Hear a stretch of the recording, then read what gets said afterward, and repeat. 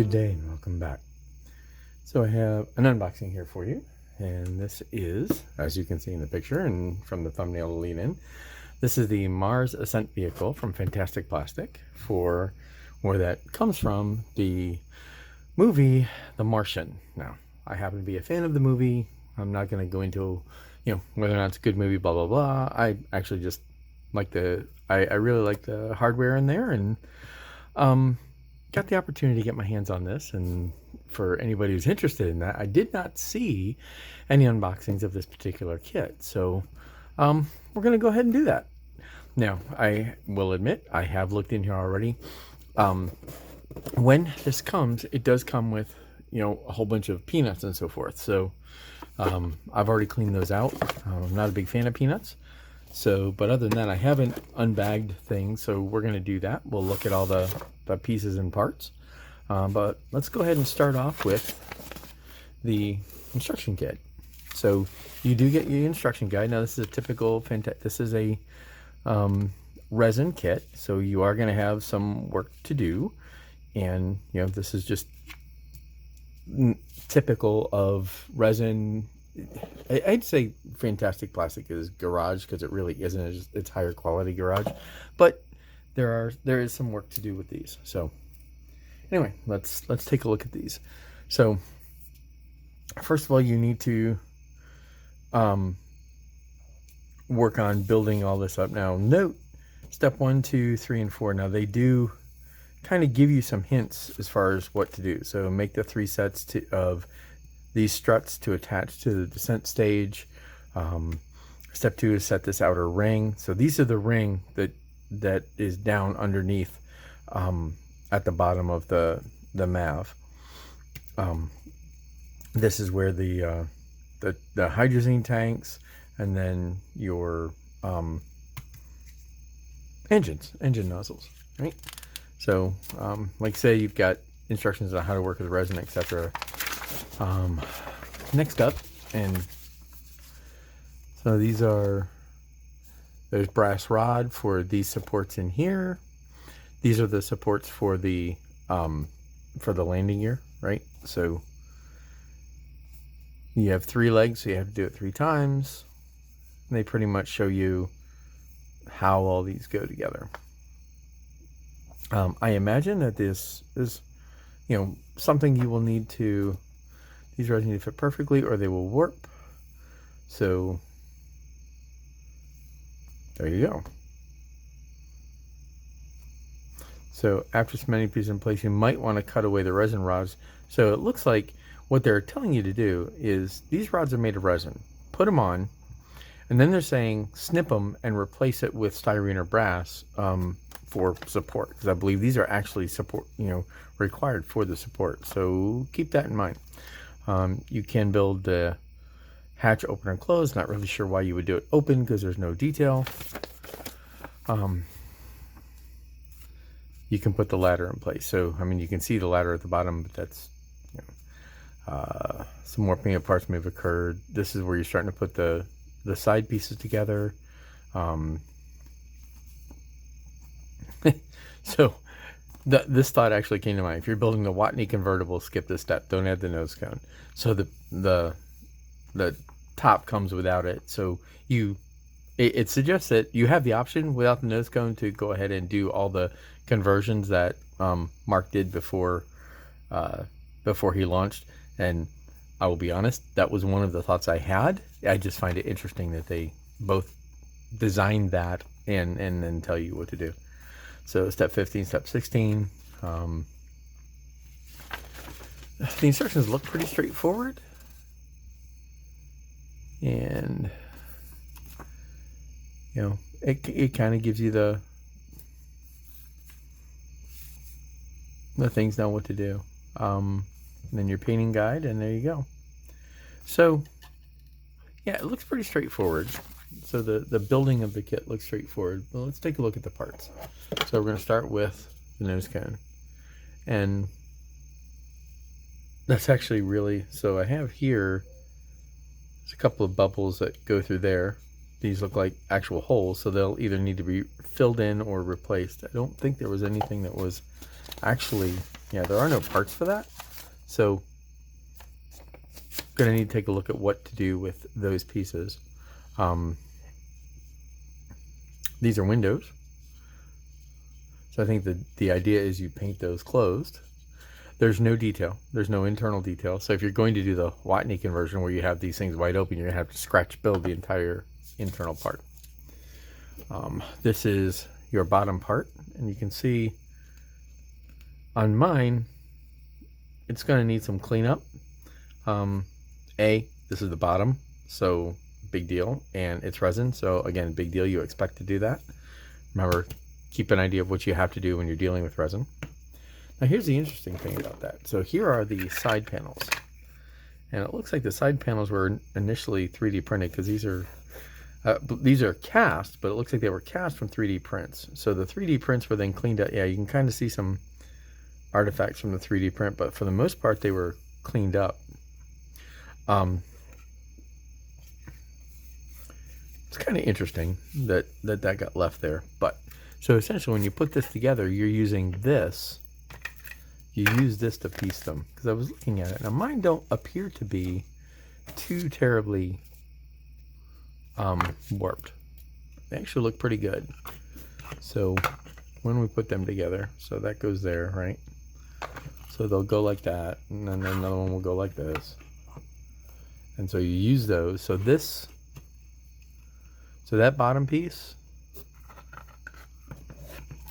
and this piece are the pieces you use to put all that together. It needs to be cleaned up, but the parts, so you can kind of see how that fits.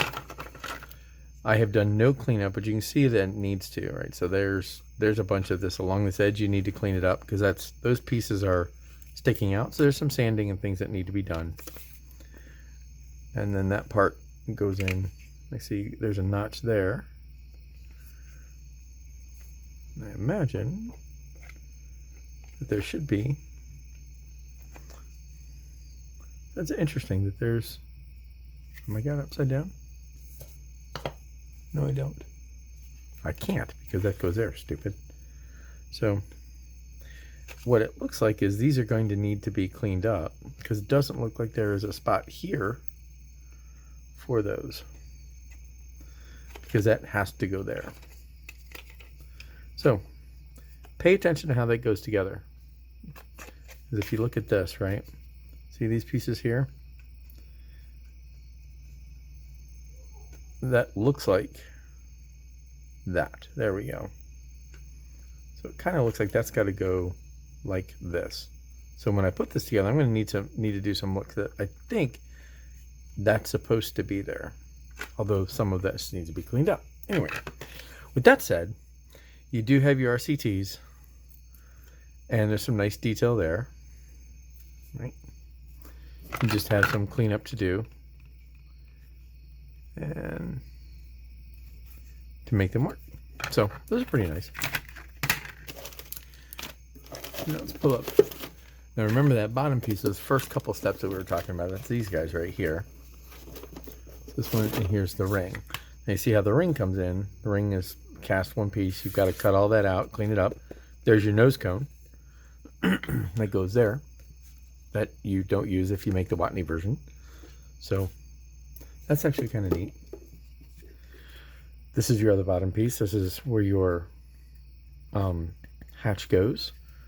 Some decent detail here. There's, it just needs clean, right? It just needs to have some cleanup done. And you need to understand what are the pieces that you need to clean up and what are the things you want to leave, because this looks like intentional detail here right around that edge. So just take some time to look it over. Okay. So now these are those side pieces. See these things here? That's what these are. I'm only going to pull out one. And they're pretty thick, and you can see how they're cast up. So this is not small. So I'm actually going to need to trim those off and clean all those up to put them in. The detail's nice, right? So the detail's looking really good. It's just, so this one here's got nowhere near as much thickness. And then these are those those little pieces that we saw at the end there, those little panel covers, there, that, here, right, that's those. Again, those have got some nice detail. They're nice and clean. It's just, again, this is a resin kit that you need to do some cleanup for. So you go into that, go into this expecting that, right? It's actually why I'm doing this, because if you picked up this kit expecting to not have to do that, you might end up being somewhat surprised. So these are the hydrazine canisters.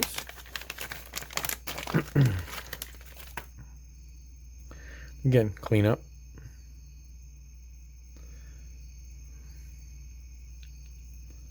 Not bad, just needs cleanup. Right, and they stick off the bottom. Right? They stick off the bottom right here. So they go in there. You can see this, right? See that little notch? That notch there. They'll go there. So that's how that all works. This is the other bag of detail parts. So now these were those struts that we saw. Now again, I don't know. These look to have just been 3D printed in resin instead of cast from it. So you can still see there's a couple of artifacts there. Some not sprue gates. What's the word I'm looking for? You know what I mean? Supports. There we go. So there's definite. You can see on the surface detail that's just all support artifacts. So all of that needs to get cleaned up. I mean, they're nice, because resin stuff does. There's your a support girder. That's warped a little bit, so you got to be a little careful. Let's pull some of these more out. I don't want to dump them all out now. Remember where those ones they said you needed to cut? Now see how that's warped? So yeah, it makes sense to get brass rod that is the same length, and then you snip those and glue them in with brass rod. Let's pull this. This is one of your landing gear. Kind of nice. Again, the bottom could use some cleanup.